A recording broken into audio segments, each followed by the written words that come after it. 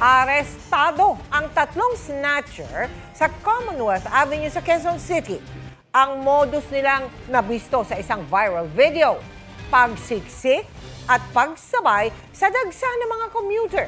Panoorin po yan sa pagtutok ni June Veneracion. Ayan, sitakbuhan sila kasi may bus na darating. Nakarating sa kaalaman ng PNP CIDG ang viral video na ito ng mga umano'y snatcher sa Commonwealth Avenue, Quezon City. Pansinin nyo, hindi yan sasakay. Ayan na, bumaba sila. Wala na, finish na.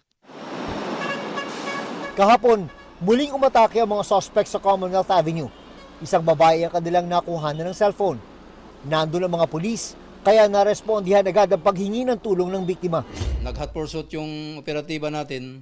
5 ito sila. Yung 3, nahuli natin, pero yung 2, nakatakas.